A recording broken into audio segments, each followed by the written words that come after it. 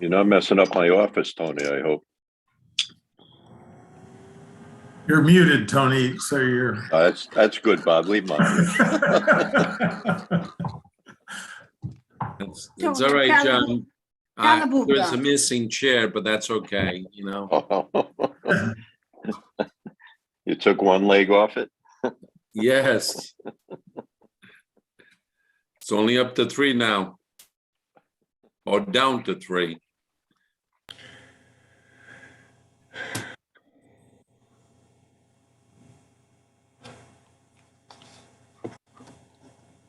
So Carol, it appears to me we're at 7. Is that your... We are. I see that Councilor Mataronis is actually signing in right now, so Okay. allow him to get his sound up and running. Okay. And I think he's all set now. Gary, can you confirm that your sound is working? Maybe not.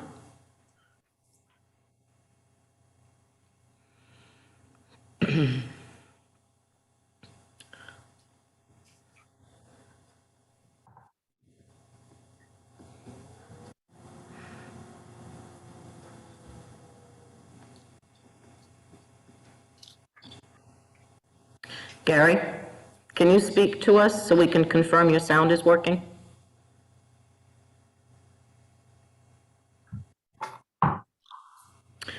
Okay, if you can't speak, can you use your raise hand function? Yes, okay. So put your hand down, and when Bob calls for a vote, you can at least raise your hand, unless you dial in on a cell phone for your sound.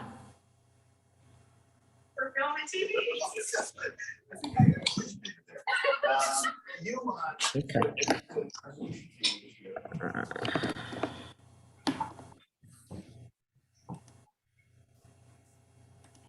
All right, I lowered his hand for him. All right. Okay, so you're set, I believe. All right, very good. Good evening, ladies and gentlemen. We'll call to order this meeting of the Town Council of Little Compton. And our first item of business this evening is a public hearing considering the adoption of a flag policy. I'd like to just take a couple of minutes to look at history and what we expect out of this discussion. The history is that last summer, the council voted to develop guidelines to set flag policy in the town. And the first version of that policy ordinance was the subject of a public hearing in November. In November, a subcommittee was tasked with the responsibility of returning with a revised version based upon the comments we received. And that second version is what we're discussing tonight at this public hearing. This issue has, to a degree that is unprecedented in my time on the council, this issue has developed a tremendous challenge with respect to choosing a path that considers all of our citizens. Usually there is a clear path to that result. It was not as clear here. Here's what has become clear, however. What's become clear is there has been no one who has raised an issue with respect to the display of the American flag, the state flag, or the town flag. And so the material that we've received has made that very clear, as has the public testimony. Now, what's come in past public hearings and the material that's submitted by many of you already before tonight is that common theme. The flag of the United States represents all of our citizens. So to cut to the chase, here's what I see as the possible outcomes of tonight. One, we could adopt the ordinance as it's currently proposed. Two, we could rework it or be directed to go back and rework it another time to come back with a different version. Or three, we could set aside this effort to develop a town ordinance and set it aside from any further consideration. I will tell you that personally, that third option is where I am. I intend at the end of our session, unless we're persuaded otherwise by the hearing, to say, we'll set this aside and move on. But we'll leave that to the decision of the council. That's one person's opinion. I only state it because I want everyone to understand that we can come out of this with a number of different possible solutions. All right. We have, before this convening, received a number of inputs that I would like to simply either do as the respondent has asked and read it, or to acknowledge that we received it. And then we would turn to those who are attending who would like to speak this evening to the council. The ones that we have received are an email from Claire and Stephen Johnson. They did not ask for it to be read, will not do that. They spoke in favor of the Pledge of Allegiance being the guide as to how we proceed with what we use for a policy. The second person we heard from was Mr. Larry Anderson, who I believe is among the attendees. Is that accurate? I don't see his name. Is Mr. Anderson here? Yes, he is here. Okay. So I would like to give you, sir, an opportunity to speak to your submittal that you've made, unless it stands on its own. Am I allowed in yet? Can you hear me? Yes, we can hear you. Go ahead. Thank you, council members. As you know, I've submitted a lengthy letter describing some of my concerns and suggestions concerning this draft of a policy, of an ordinance. Those comments are available in the council packet for this meeting on the town's website. So I don't intend to, it's not my intention to read that document, but I think I can just hit the bullet points if that's okay, without taking too much time. So first, I'll say that given that the town has apparently managed fine without a formalized flag policy for several centuries, it's not clear to me that there is a compelling need to adopt one now. Having said that, the current draft is, I believe, a considerable improvement from the previous one, but in some measure it merely codifies the status quo with regard to the authority of the town's elected officials, including the town council and the school committee, to oversee the display of flags on town property, including not just the US flag, but also flags of other political entities, as well as non-political organizations and purposes and causes. So again, my first inclination is that this really doesn't add much to the status quo, the ordinance as proposed. However, if the town council thinks it will be useful to codify a flag policy, I hope you will consider some clarification and revision of the proposed draft. And the principal thing that concerns me as the draft is proposed is that I would strongly urge amending the draft, probably in sections 11-12 and 11-13, to specific, I'm not sure I've written this clearly, but to specifically exclude the authority over display of flags on the flagpole on school grounds from the, quote, sole discretion of the town council, as the language of the draft ordinance seems to provide. I've detailed my concerns in my letter, so I won't elaborate here. However, I do think that the ambiguity of the proposed language on this issue may result in continuing contention, not resolving contention, and conceivably litigation. I can foresee that. I have proposed in my letter draft language about how the council's proposal might be amended to distinguish the town council's authority over flagpoles from the schools, distinguish the town council's authority from the school committee's authority as apparently provided by state law over flagpoles on school grounds. Barrington, for instance, clearly delineates this distinction in its flag policy ordinance. I pointed out that the proposed ordinance I have offered on page 3 of my letter, I won't read now, follows closely the Barrington ordinance. Again, if you were to adopt this, I would strongly urge you to adopt an amendment along the lines that I've suggested. My other concerns, again, I won't be long here, relate to the significance and application of the two provisions of the U.S. Code regarding flag policy cited in the draft ordinance. One of these provisions provides standards for the display of the prisoner of war missing in action flag. The other encompasses the U.S. flag code. I'm not a lawyer, but having read these two federal laws, it appears that their citation in the draft ordinance, again, merely codifies existing practices and authority implemented by the town council and school committee. That is, the proposed ordinance provides that the town quote, will display the U.S. flag and quote, may display state and town flags, as well as the POW/MIA flag.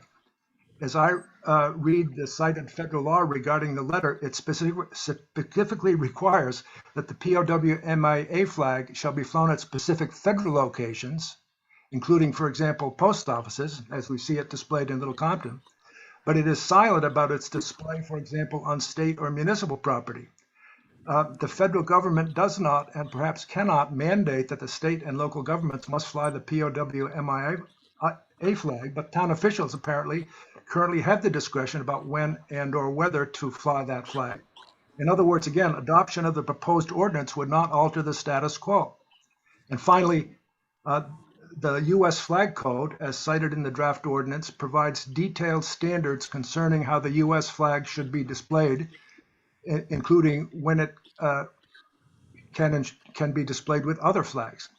But as I read the U.S. flag code, it does not prohibit display of other flags with the U.S. flag, nor do its mandatory provisions for display of the flag appear to apply to civilians or to government entities other than those under the authority of executive departments of the U.S. government. The language used throughout in describing those, the guidelines for display of the flag say over and again, should, not shall. They're guidelines, they're not requirements for other than federal facilities. Finally, as a matter of respect to the U.S. flag and its meaning to Americans, it would be useful to cite the U.S. flag code in the draft ordinance. I hope and assume and know that the town will comply with the U.S. code when displaying the U.S. flag. But I just repeat, there appears to be nothing in that code which specifically prohibits local government officials from authorizing display of other flags in combination with the U.S. flag. So I'll stop there. Thank you for all your efforts, and thanks for your consideration of my concerns. Thank you. Thank you, Mr. Anderson. We have also received from Maureen Rigo a statement that she would like read. I will do so, addressed to the members of the council and fellow citizens. I believe the municipal flagpoles of the town of Little Compton belong to the citizens of Little Compton and not any one group or political party or social agenda or committee at school who desire to fly flags other than those flags permitted by the flag policy set by the council. The American flag and its symbolism of unity and freedom has not changed since its inception. Our American flag represents unity, the unity of all 50 states, one nation under God. Our American flag waves proudly for all its American citizens, young and old, rich and poor. The American flag waves for those who are marginalized and oppressed. It waves for those who feel burdened by life. Our American flag represents individuals and families, also represents the scorned, the homeless, the addicted, the forsaken, and the imprisoned.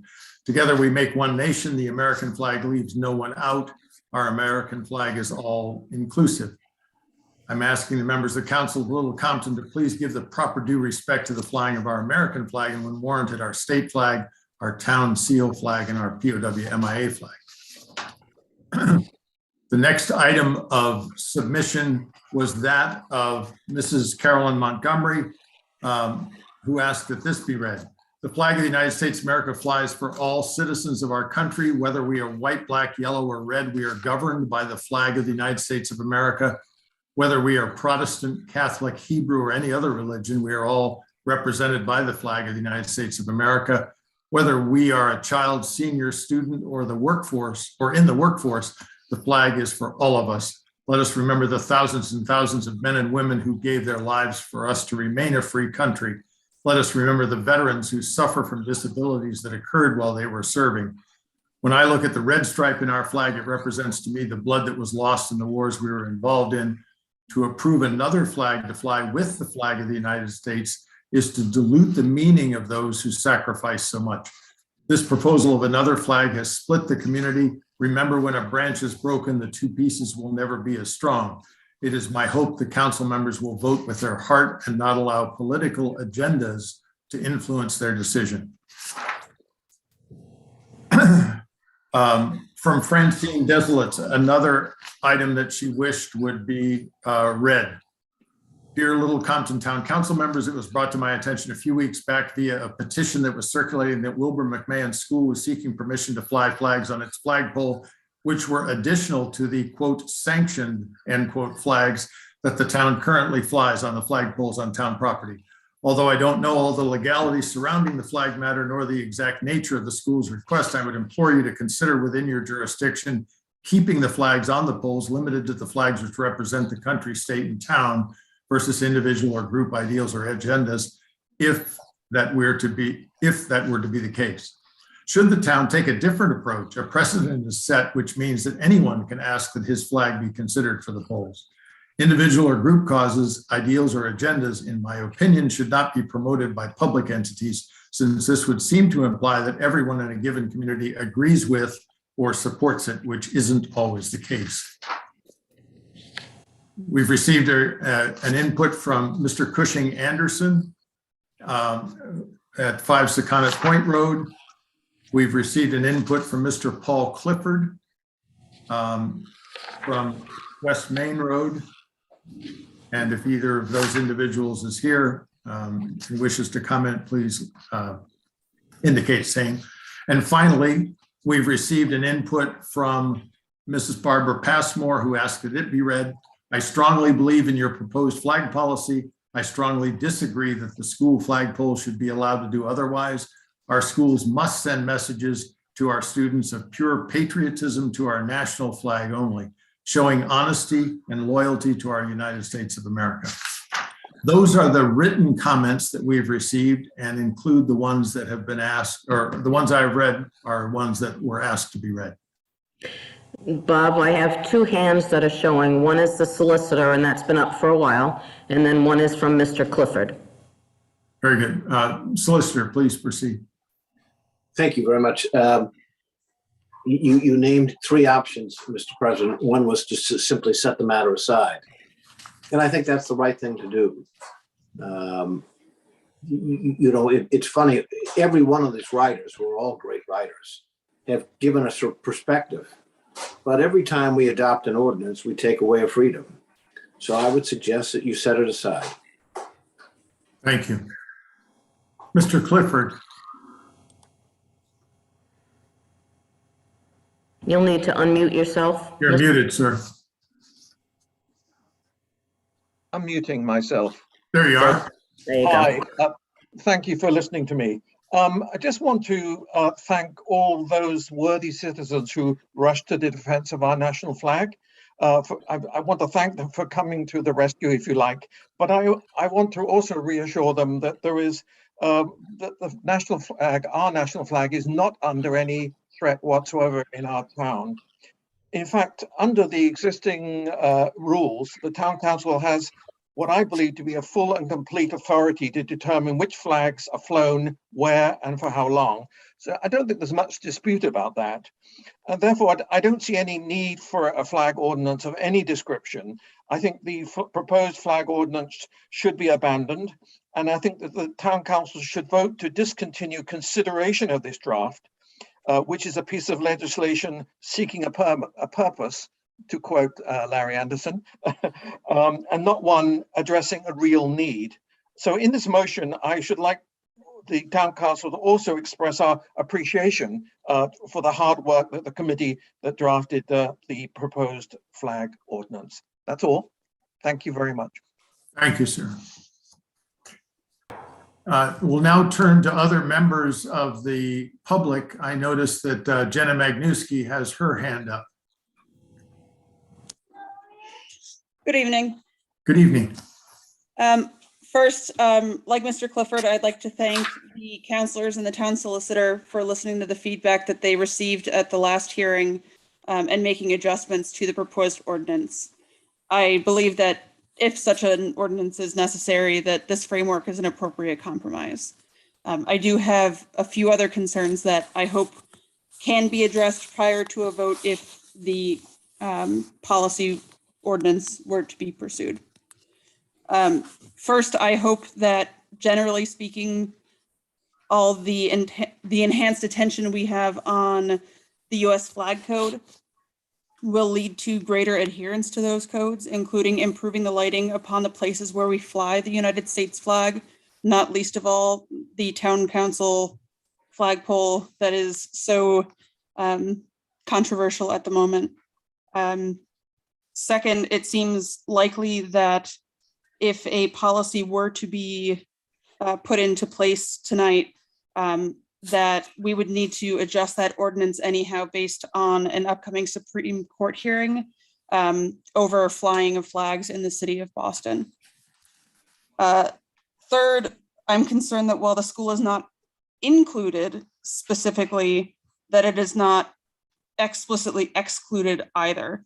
I believe that this will develop into an issue in its own right at a later date, should the school follow its own published policy.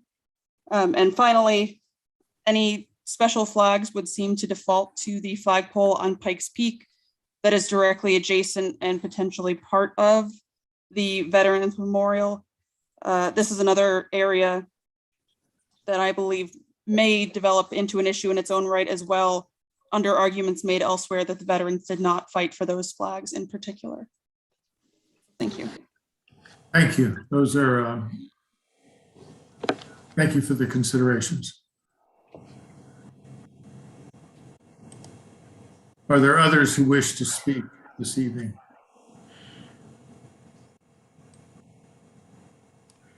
I see no further hands. Oh, I take that back, there is one. Laura Bisenbark.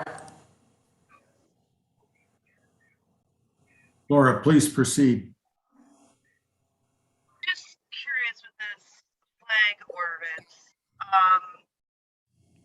is it also appropriate that we can fly flags for the National Navy Day on December 4th, National Coast Guard Day on August 4th, Army Recognition Day on January 15th, the Marine Corps on May 22nd, and the Air Force on October 8th, as well as respecting other in our communities, like for Martin Luther King Day, say Black Lives, flag flown for the said 24 hours, the Pride flag flown for the 24 hours.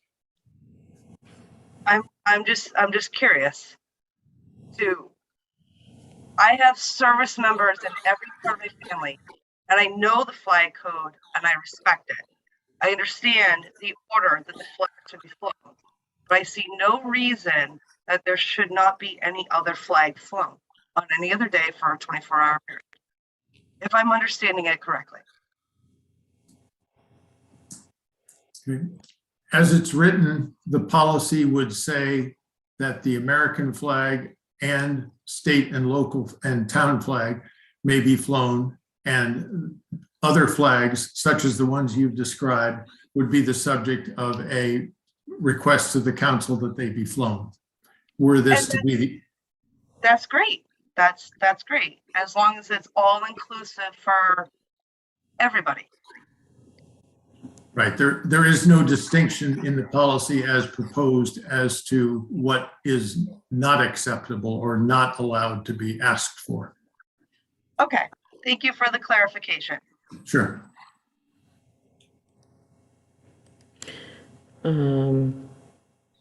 Caroline Wilkie-Wardell wishes to speak. Please proceed.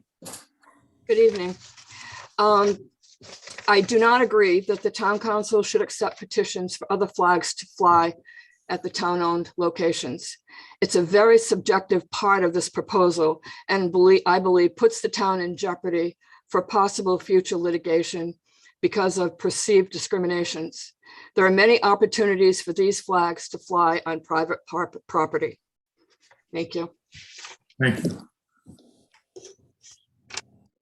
Any further comments? Mrs. Oops, I'm sorry. I raised the wrong person. My apologies. Jenna Magnuski would like to speak again. Yes, go ahead.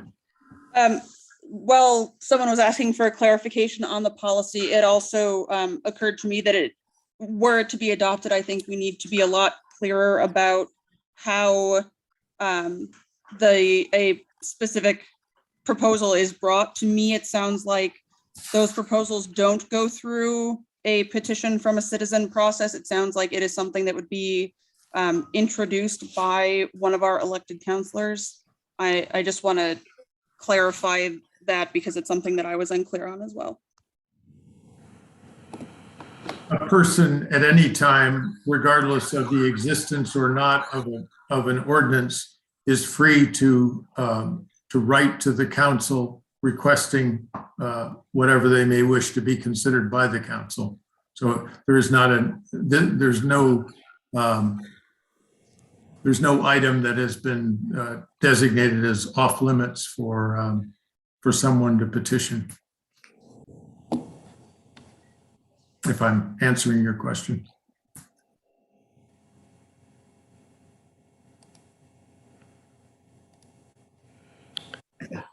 Okay, that is all for the people who wish to speak. All right, I would entertain a motion to close the public hearing. So moved. The motion is moved by Councilor Ariate Moore. Is there a second? I'll second it. Second by Councilor McHugh. Any further discussion? All in favor of the motion signify by raising your hand. I see 1, 2, 3, 4, 5 hands. All are in favor. Thank you. The motion carries. The public hearing is closed. Thank you very much to those who have participated over the months in this process. I will now move that we set aside this effort to develop a town ordinance governing flag policy for no further consideration. Second. The Sorry. motion is made by myself and seconded by Councilor Ariarte Moore. Is there any discussion? Bob, I have some discussion. Yeah. So if we abandon or set aside this, if someone, I think you've explained, if someone wants to petition the council to fly a flag, the council will vote on it and decide where to fly it or not to fly it. Generally, yes. Assuming a person doesn't specifically cite a location, yes. But in general, the council would then consider it as a petition to fly a flag and if necessary, designate the site where that flag is to be flown. So someone could petition the council, I want to fly X flag and I want to fly it at the town hall. A vote would be taken by the 5 councilors and it would either go up or down. No pun intended on the flag. Right. All right, thank you. Any further discussion? Ready to vote? All in favor of the motion signify by raising your hand. I count 1, 2, 3, 4, 5. All are in favor. Thank you. The motion carries. The item now is set aside for no further action. Bob, can you hear me now? Yes. Yes. Okay, thank you.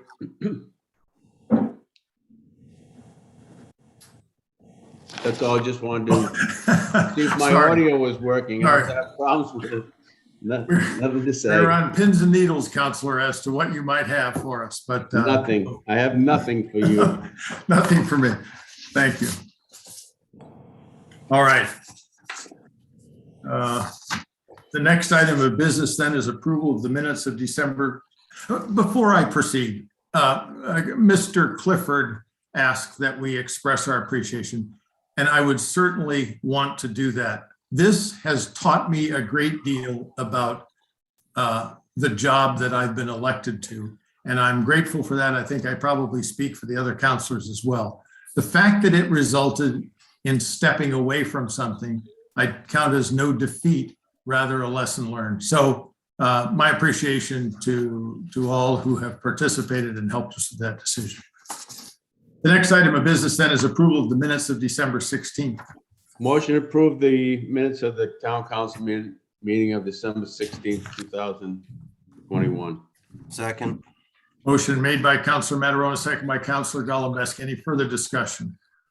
All in favor of the motion, raise your hand, please. I note 1, 2, 3, 4, 5 hands. Thank you. Motion carries. The next item of business is announcements. Are there any announcements that someone has that did not make it to the printed edition? Very good. Department head. Sir, should we announce something about the test kits that it's been on Facebook and in the paper? Certainly. Certainly. I'm not sure of the particulars, but I see Chief Raines and Chief Petrin are both on Both chiefs board. are here. Perhaps a comment from Chief Petrin regarding how the distribution is to be undertaken. Thank you, Mr. Mushin. We plan on distributing on Sunday between the hours of 10 and 2. They just have to drive to the public safety complex, show proof of residency, and they'll be given their kits. Thank you very much. Thanks for the reminder, Counselor. May I also note on the same subject that you can get 2 free test kits on the USPS.com website. They'll mail them to you for free. So Good. Thank you. The next item of business is department head reports. We have 8 of them from fire, building, public works, town clerk, police, assessor, administrator, and the finance director. I would point out to you that a number of them include an end of year annual report as well. Very helpful reading. If you're inclined to pitch this after you're finished with the package, please don't do that with these. They're useful downstream to get a sense of, so how are we doing in the coming year? So thank you to each of those. I would entertain a motion to place these reports on file. So moved. I'll second it, but I just want to ask the administrator if he wants to make comment on his report or not, or is he okay? The motion is made by Counselor Mataronis, second by Counselor Golembeski. Administrator. At this point, I don't think there's anything in particular that I would like to pull out, but that we have quite a few projects going on, and we're certainly going to be pretty busy going forward. Thank you. I'll call for a vote on the motion. All in favor signify by raising your hand. I see 1, 2, 3, 4, 5 hands. Thank you. Motion carries unanimously. The next item is that of old business, a proposal for the 18th extension of the special Directive 5. Motion to approve. Second. Motion made by Mataronis, second by Golembeski. Discussion on that. All in favor of the motion signify by raising your hand. 4 in favor, opposed, 1. So the motion carries 4 to 1. Thank you. The next item of business is new business. And this is a presentation of the next step in the process of the school's necessity for school construction application. We have with us the superintendent, as well as the business manager, as well as the gentleman, Mr. Conte, who is the contractor responsible for development of the plan. And the petition to the council is to endorse this. I believe we'll be ready at the conclusion of this to approve its submittal. And I would expect that the motion would contain as an element of it that the approval does not constitute commitment of funding. So you'll see numbers in here. These are estimates, just as you would see in a capital plan. And that's what they are. They're not a request of the town to do something, or a request of the town council to do something that's not in our purview, which is to approve the expenditure of money. That's reserved for the financial town meeting. Superintendent, please. Phil Conte could not make it tonight. He is the architect who generated the plan. He's been on site quite a bit. He's spent a lot of time in town since last July. Catherine Mancini is on board. I do see that she was elevated to panelist status. She is well-informed when it comes to our plan. What you have in your packet is an elliptical version of the 100-plus page completed plan. And remember that when you make a motion and you consider approval of this, any exception taken to the project can be further vetted and reviewed in stage 3. So stage 2 is not carved in stone. Stage 3, it's pretty elastic. So it doesn't have to be a perfect plan. Some of the pieces are roughed out. And we had an engineer on site today looking at dismissal and so forth, considering also the parking lot that may be in the town's future and the school's future. That could be a game changer for some of the traffic issues on the commons. So this is very elastic. Just remember that. There is no presentation to speak of. You may ask the architect any and all questions that you wish, or you can ask me questions, and also our business manager, John McNamee. He has dealt with stage 1, 2, and 3 numerous times in his career. And so it's a Q&A. Any Great. questions, any concerns, any comments? I'd like to ask a question. Sure. And I relish the question to ask John McNamee something. I haven't done it in a long time. And you've had a few questions for me. John, can you go through the numbers for us, please?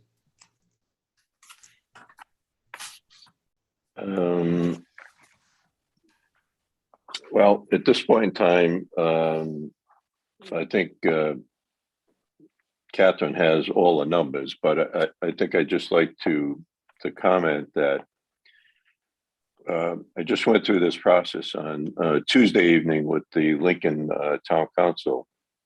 And on our school committee is Mario Carino, who heads up the school building authority for RIDE.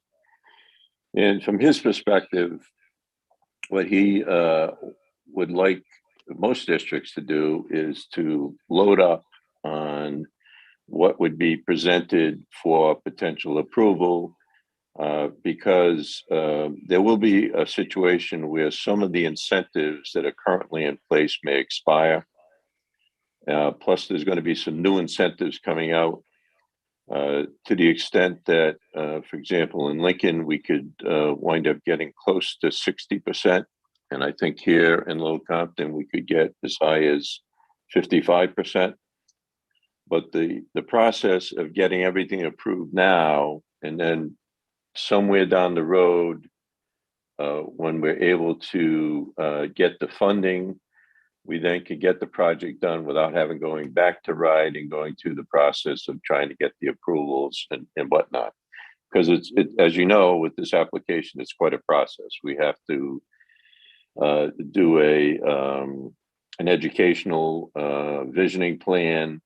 RIDE has a lot of specific requirements, so it's best that we kind of load it up at this point in time. And as the superintendent indicated, and Mr. Mushin had indicated as well, there's no commitment on behalf of the council to spend the money. So we're hoping that we can put some funding together that would allow us to start to chip away at some of these projects. And from my standpoint, I think having this plan done, which we certainly haven't had done in a number of years, is certainly going to be beneficial as we move forward, just like the town has gone forward with their capital plan. This is something that I think is certainly important for the school standpoint. John, if I may, how does Sure. the reimbursement work? Let's say this goes forward to go through, we get approved. Is this the town has to basically pay the amount and then we get reimbursed on what we pay, or is the reimbursement coincide with our payment at the same time? Well, it's a good question. There is what they call pay-go money. And the governor's budget, which was released today, has another $250 million bond that will be issued. The last time they issued the bond, they provided for 15% of the projects being paid for upfront. There could be more than that provided under this particular bond, but I would suspect that it would be what they call pay-go money, which would be monies that they would front. They basically front the housing aid. Under the normal housing aid, what you do is you spend the money, and then depending on the size of the project, you get that money back over 1 year, 2 years, or for example, what we're doing when we did the $11.3 million bond, it offsets the debt service on the bond, and that goes directly to the trustee on the bond. But in this case, we would be looking at probably fronting some of that money, and we would probably be able to take advantage of some of the pay-go money. So there is an opportunity, I think, to get some upfront money on it. But there's no set figures on what that would be on what. Not at this point, but based on my discussions with RIDE, there clearly will be some pay-go money coming out of this additional bond that's being issued. Thank you, John. Can I just have a clarification for people that are in the meeting that might not know, or just to put it on record? You have to have a project listed in the application in order to be eligible for any of the RIDE reimbursement money. If we don't put it in here, you're not going to be eligible for that. And so I think it's worth having the full and greatest extent of your wish list included in this. So that way, next year, or if we have everything accepted, we can go in and say, well, we don't want to do anything except for this, or we want to do all of it, or whatever it is, and not be left in the future saying, oh shoot, we should have included this project because it's our biggest priority at this point. So is that correct? Yeah, that is. There is a emergency health and safety approval process that you can go through, and we did that when we did the hardening of the entrance and did the air conditioning in the gymnasium. And that allows you to get up to 499,000, and you would be able to get your minimum housing aid. In our case, the minimum housing aid would be 35%. That would not be eligible for any of the bonus incentives. That's why it's important, and they only allow that one project per year. And of course, they prefer that you load everything up into a planned project so that they, in their own minds, can plan what they need for housing aid on the state side for reimbursement. But that is the point. I mean, some of these projects that if they exceed, obviously, the $500,000, then you have to go through this whole stage 1 and stage 2 application process, which has some costs built into it. In our case, we received monies from RIDE as a technical assistance to pay for this plan. So we're not paying anything to have this plan put together. So I think it's important to kind of maximize, the benefit from this plan by including as much as we can.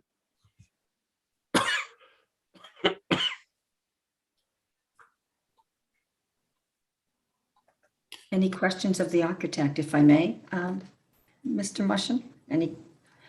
Catherine is here, if you have any questions for her. Thank you. I do not. I think the package as put forward is very consistent with what you've presented before, and I'm ready to move for its approval for submission. Bob, I'd just like to say that putting this forward, that's all we're voting to do is put this forward to RIDE. It doesn't commit the town to any finances.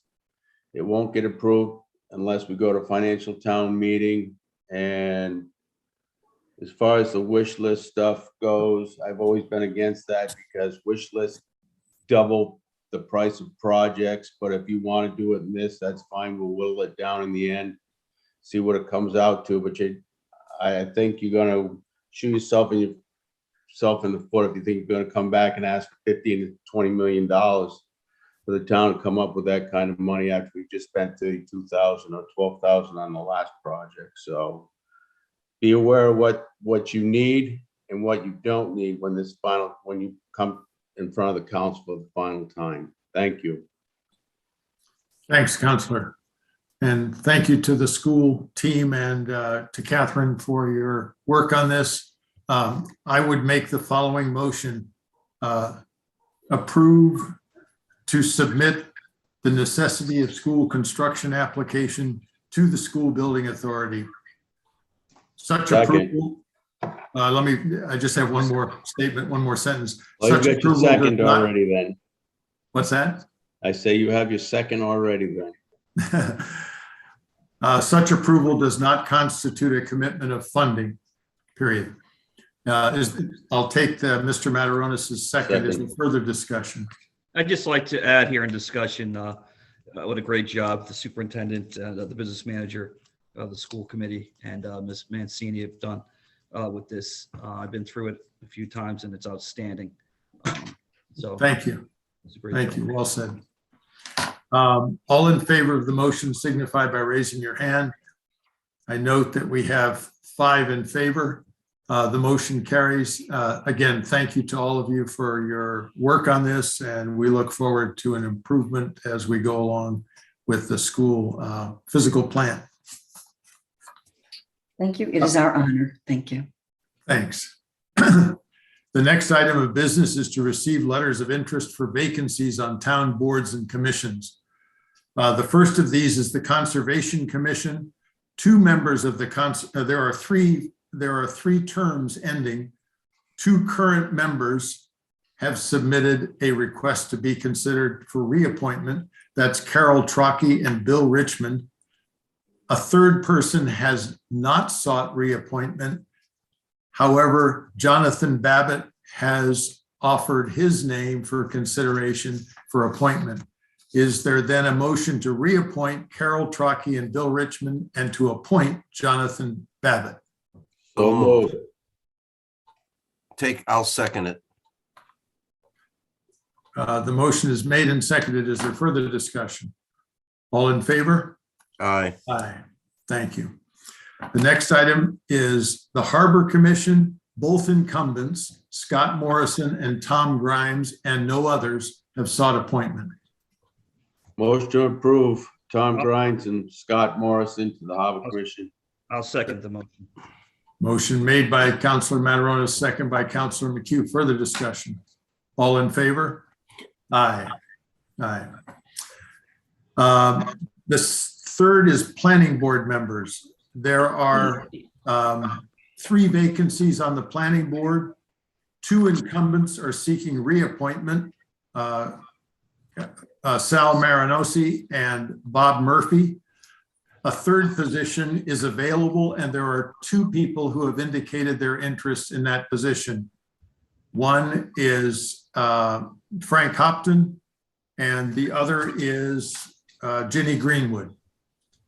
I would propose that we interview those 2 candidates and determine what the 3rd appointment would be, if that sounds right to the council. Do you want to move forward with Sal and Bob? Sure. For appointment now, since they're reapplying for the same positions and they have no competition? Would you like to make that motion? I did, sir. You did. Second. Is there a second? Second is made. Any discussion? Yeah, quickly, I'm just a little clarification. You have 2 that are re-upping, correct? Right. And the other 2 are what? They're not on the board. They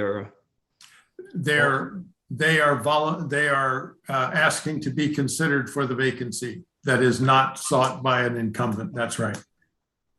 Okay, so there's there's 3 spots open with 4 people asking to be on it.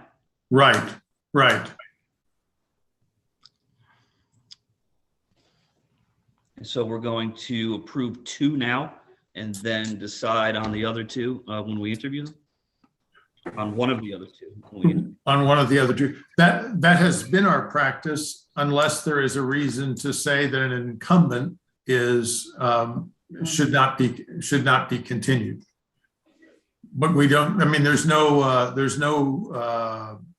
written rule that says how we have to proceed here. Would it be your pleasure to interview 4 candidates for 3 positions and decide which 3 should fill those? Well, I just want the clarification on it. And who are the 2 that are incumbent are their names again? Can you say them again? Sal Marinosi Yeah. and Robert Murphy. That's good. I was just looking for clarification on that. Okay. No further discussion from me.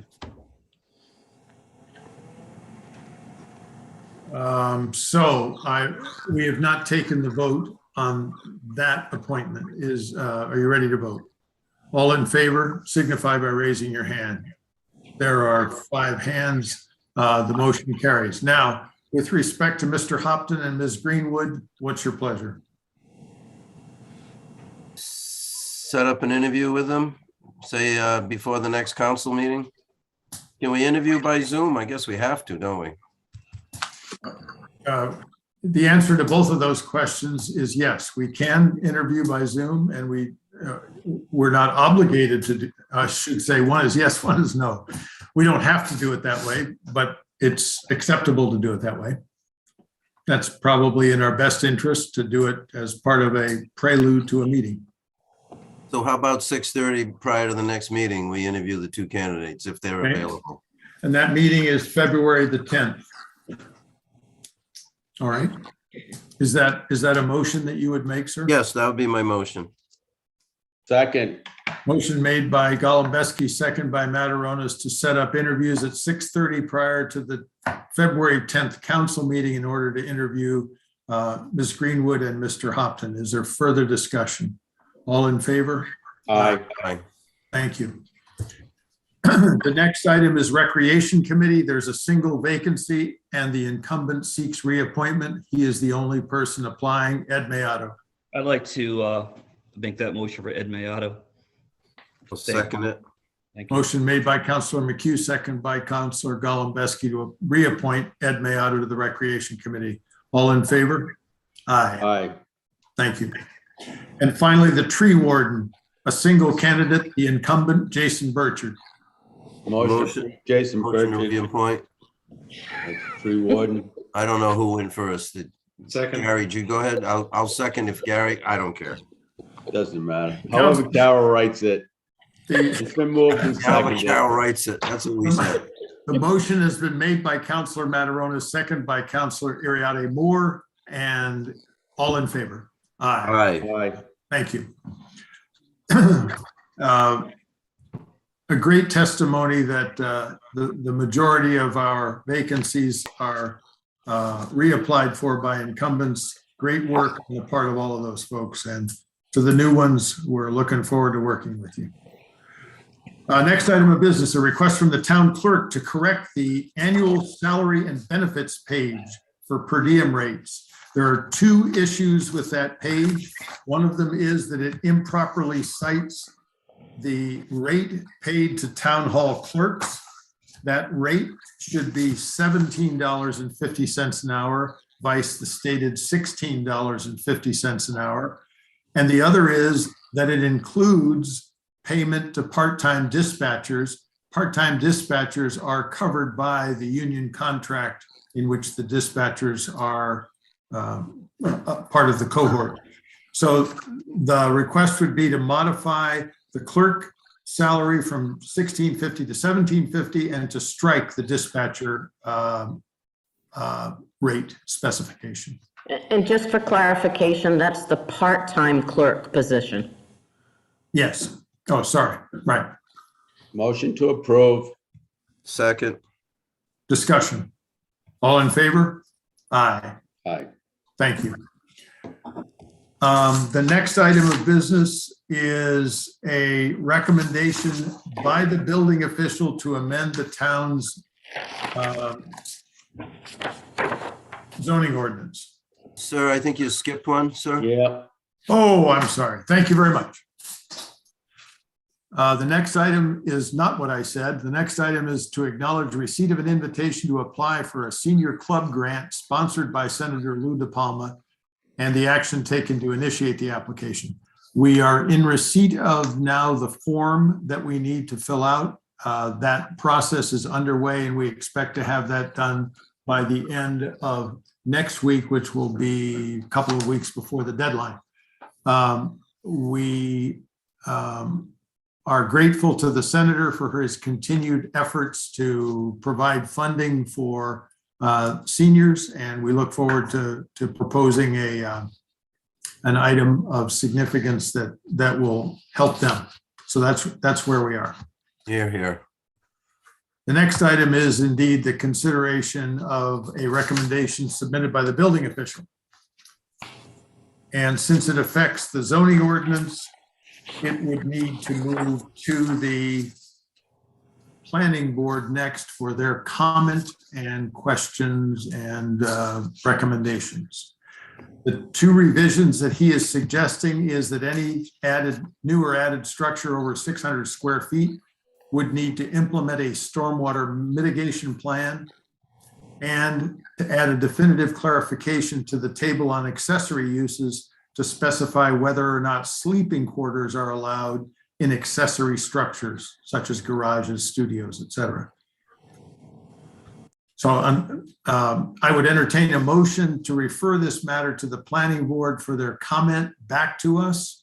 And then we would undertake this at a future meeting, unless there are questions that need to be answered before that. Motion to forward to the planning board for comment. Second. Motion made by Galbeski, second by Mataronis. Any discussion? Bob, there are hands up in the audience. I don't know if that. Oh, thank you. Jeff Manning. Thank you. Yes, sir. Mr. Manning. Hello? Please go ahead. We can hear you. Okay, Jeff Manning, 81 Shaw Road. Thanks for letting me speak. So I had a question as to whether or not there was going to be a vote of actually changing the text of the zoning ordinance tonight, but it seems like you're just moving it along for further discovery. And then if any changes are made, would that go along with a public hearing and input and all that? Right.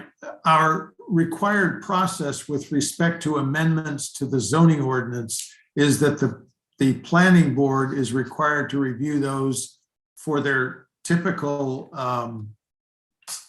inspection for impact on the town's comprehensive plan, but also they are the entity through which all zoning ordinance changes must originate. So when something like this, a petition comes either from a citizen or in this case from a town department for zoning ordinance changes, that's the prescribed path that it has to follow. Sure, thank you. I was kind of unclear about the language of what a sleeping quarter is versus a bedroom as it applies to table 1B. I'm not sure. I mean, I know the term bedroom is a zoning term that DEM uses to ensure, ISDS compliance. I'm not sure what this term sleeping quarters refers to and how that can be defined within the zoning ordinance for the definition section. All right. All right. Shall we specifically direct the planning board to what's the council's pleasure there? I would, because in my first read on this, I was thinking maybe Peter's addressing like bunkhouses. Like a lot of people have unheated, no plumbing buildings attached, and they throw bunk beds in there for when they get family over for the summer or something like that. Because that really doesn't require an SDS and all that other stuff. So that to me was where he was going here. I haven't had a discussion with him, so I don't know that, but it's a good question to find out what he meant by sleeping quarters versus bedrooms.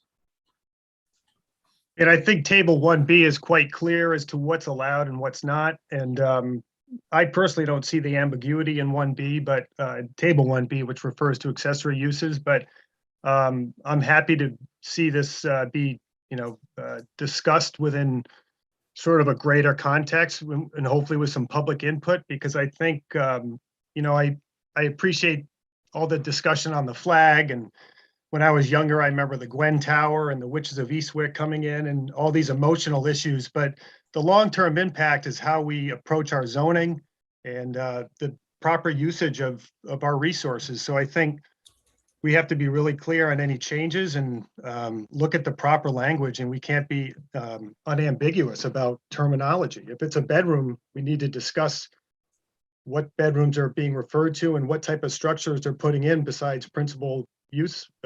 Accessory uses are meant to be incidental to the principal use. And Right. so I would personally just like some clarification, but if there's going to be public hearings on this, then I guess that's a great thing. And I appreciate I appreciate you bringing this out in the open.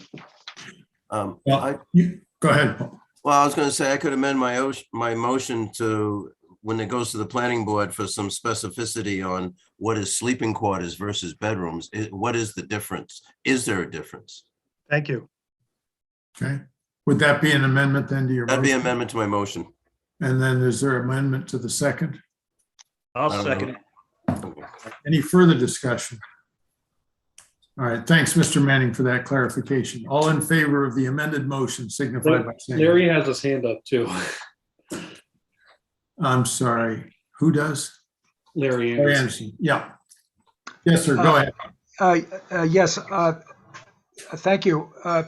I'm glad that the building official has raised this issue because I think the application and enforcement of this aspect of the zoning ordinance with regard to accessory uses and especially accessory dwelling units is one of the ones, certainly on my tenure of the council, was the question that was asked me most often. That is, how is this provision of the ordinance, not just the table of accessory uses, but how is this applied and enforced in town? Because I think there is some sentiment that it hasn't been applied and enforced consistently. And so I think that that this is a timely, these parts of the zoning ordinance really haven't been looked at or amended in some cases for 20, 25 years plus. Circumstances have changed in town. So I think, frankly, this opens up a bigger discussion, as Mr. Manning suggests, that go beyond the table into the actual related provisions of the zoning ordinance itself with regard to accessory uses and especially accessory dwelling units. So I'm glad that, and these are a tremendous burden on the zoning official to sort this all out based on prior practices and maybe not clear language. So I'm glad he's focused on it, but I do think it opens the door, for better or worse, to a more comprehensive discussion that goes beyond just the table definition. Thank you. Thanks. And that sentiment will be conveyed to the planning board as well. And thanks to Mr. Manning for keeping this issue at the forefront, certainly of personal concern, but also, as you've just said, Mr. Anderson, broader concern in the town. The vote, I believe, has been taken. Let's do it once more. All in favor signify by saying aye, raising your hand. Thank you. 5 votes in favor. The next item of business is a recommendation by the administrator to request proposals from entities interested in serving as project manager for upcoming town capital projects. That offer sheet or that proposed language is in your package. Is there a motion to approve the administrator's request? So moved. Seconded. Motion made and seconded. Administrator, any comments? No, sir. Thank you. Thank you. May All I in just- favor? May I just make a quick? Sure. I think it's worth mentioning. I know that the administrator is going to talk about this, I think, at our next meeting as well, but I had brought up to him the idea of including the municipal resilience grant projects in this proposal as well, but he said that the Rhode Island Infrastructure Bank is going to be helping on that front with the Yes. costs. So I just wanted to put that out there. Thanks. Yeah. Mr. President, if I may, just briefly in that, Councilor Yari Moore is correct. I will have additional information at the next meeting regarding that. Thank you. All in favor of the motion signify by raising your hand. 5 in favor. Thank you. The next item of business is discussion of recommendation of the Budget Committee as per Home Rule Section 502B2 for the compensation of the elected town clerk. I would propose that the recommendation of the town council be a salary of $61,000 for the town clerk. That would be at the top end of what we have offered in this coming fiscal year for town personnel. Motion to approve a motion to approve a recommendation at 61,000. Second. Motion made and seconded. Is there further discussion? I have a discussion. So Yeah. if you just clarify what we're doing right here, I'm a bit. Okay. What our charter requires after some iterations, it requires that the Budget Committee as an entity which doesn't sit in the town hall be provided an estimate from those of us who do sit in the town hall from time to time. Thank you. So that they can be more accurately reflective of the elected official. Got it. Sorry, I'll pay attention better. Thank you. Not at all. All in favor? Aye. Thank you. The next item of business is to set the date and time for the annual financial town meeting during the third full week of May. In keeping with our past practice, should we choose to do it on Tuesday, from which I would not suggest we depart. Why would we want to depart from such a long-standing, successful day? That would be May 17th. Motion to approve. Second. Motion is made and seconded to assign or to set the date of May 17th and what time of day? 7 p.m.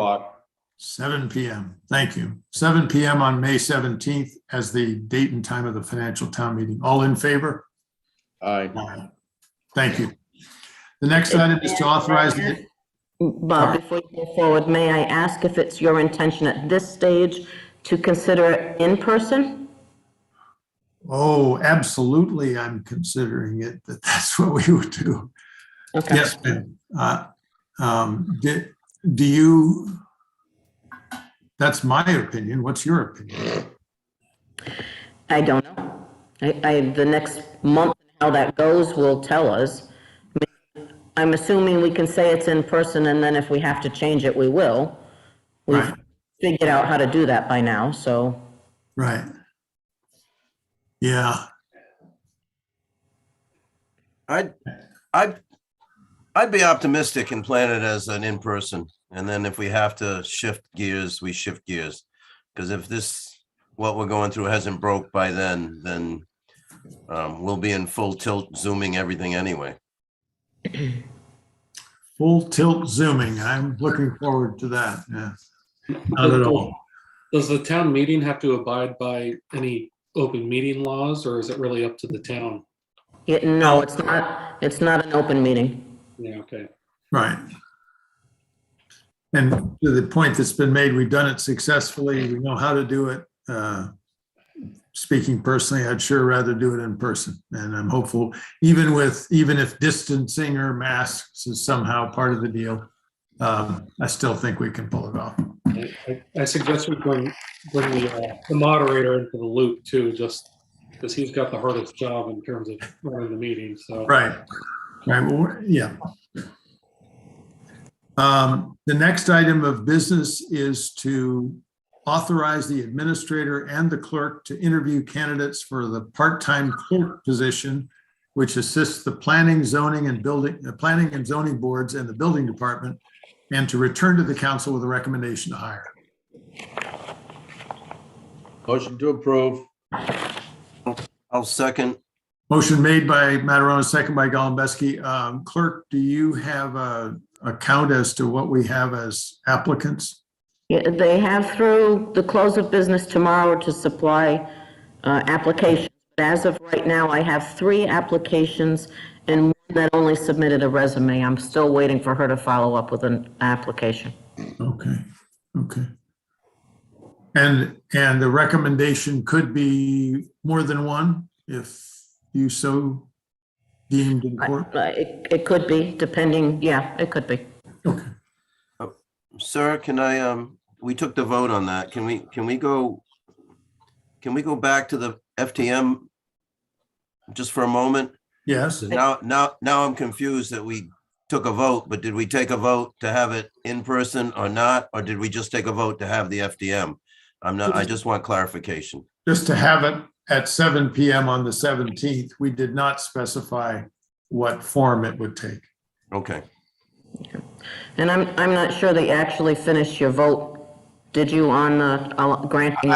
I don't think we did. No, I think I interrupted you before you asked for raised hands. Very good. Returning to item 8, the date and time of the financial town meeting. The motion before us is to set May 17th at 7 PM. That's not the one I meant, Bob. Returning to item 9. Yes. We are interviewing candidates for the part-time clerk. That is, the administrator and clerk are doing so, and they are bringing that recommendation for hire back to the council. Are you ready to vote? All in favor signify by raising your hand. Thank you. 5 in favor. Thank you. Thanks. The final item in the new business area is that of authorizing the hiring of bond counsel for capital plan borrowing.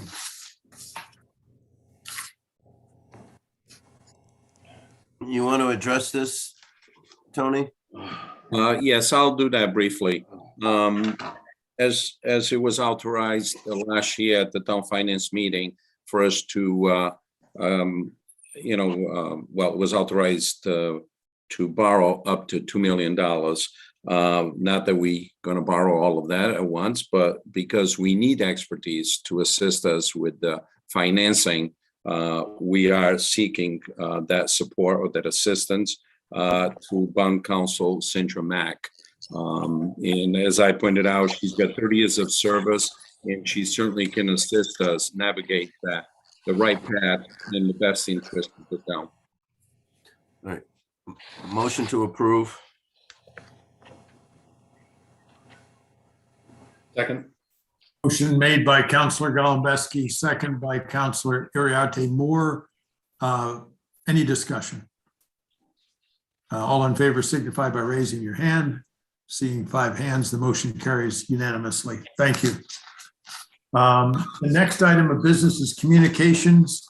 It's an invitation received from Revolution Wind to consult on avoidance, minimization, and mitigation measures for the proposed Revolution Wind project. Councilor, would you like to brief us on that a little bit? Councilor Mataronis. Well, this is mainly being handled by the fishermen, so I don't think it's going to interact with anything to do with the citizens of Little Compton. The cables are going to go into North Kingston, I believe. So, as I've stated before, the fishermen do have a tremendous concern about where these windmills are going to be placed. And right now, a group of fishermen are working with BOEM to try to figure out some routes through them or any to get through them, to get offshore. So we can place this on file. Would that be your motion, sir? Yeah, motion place on file. I'll second it with comment. I still think it's a very bad idea to put mechanical equipment out at sea. I'm all for it on the beach, in the mountains, on the prairie, but I'm not for it out at sea. Just my 2 cents. I have to agree with you. They're supposed to be putting bond money up to take these things down. The life expectancy is 20 years on them. So I would cut that in half to 10 years, because I know what salt water does. Anybody that go down and goes past the lighthouse can see that it gets painted every year. And 10 months later, it looks like it's 50 years old again. So the weather, the ocean weather is really tough on stuff. So If my you look, my fear and fear of most fishermen is that we're gonna have a bunch of derelicts out there that are gonna be collapsing into the ocean eventually at some point, unless they are removed. So we if you kind of look at, coerce if the you look federal at the, government. if you look at the offshores in Europe, and they've done off Norway and places like that, they talk about their outputs, but they're heavily subsidized because they're maintenance hell. They've constant work on them to keep them up and running. They're constantly having problems because the sea beats them up. Again, I'm not against it. I think wind power is a great thing, but I just can't agree with it, putting it out in the open ocean. Anyway, motion's been made and seconded, sir. It certainly has, and the motion had nothing to do with hulls that, it's placing it on file. So that is what we're voting on. All in favor of the motion to place on file? Thank Aye. you. 5 in favor. The next is a request from the Little Compton Village Improvement Society for the council to submit a budget request on its behalf for the annual financial town meeting in the amount of $10,000. Mr. Chair, I recuse, Mr. Chair. Thank you. Motion to put this in the budget folder. Yeah, if you could move to have the administrator add it to the draft budget, that would be where we want to put it. So moved. It's going to come back to us to look at. Second the amended move. The motion has been made and seconded for this item to be added to the draft budget. All in favor? Aye. Aye. Thank you. A request from the Little Compton Prevention Coalition asking that $750 be included in the budget for the annual financial town meeting. I'd seek the same motion. Same motion is made. Same second. Discussion. All in favor? Aye. An application for a mobile food establishment permit received from Laura Sebastian, doing business as Atomic Blonde Ice Cream. Should we approve this, it would be the 4th of our 5 allowed mobile food establishment permits. It is her intention to exercise this for one day only in support of an event in Little Compton. She is not a resident of Little Compton. She would be bringing a mobile food establishment here and for that day. Go ahead. Motion to approve. I'll second it, and I'm assuming the motion is if she With all- complies with all state and Right. federal mandate. Yep. With all necessary permits and requirements met by the town and the state. That is the motion. It has been made by Councilor Mataronis and second by Councilor Golembeski. Further discussion. All in favor? Aye. Thank you. The consent file. Motion place the consent items on file unless anybody has any need to pull and discuss anything. I'll second that. Any discussion? All in favor of the motion signify by raising your hand. Seeing 5 hands raised, the motion carries unanimously. Finally, the payment of bills. Motion to pay the bills. Second. Discussion on that. All in favor? Aye. Aye. There being no further business before the council, I declare the meeting adjourned. Good night, all. Night. Yes, Good sir. night, Go ahead.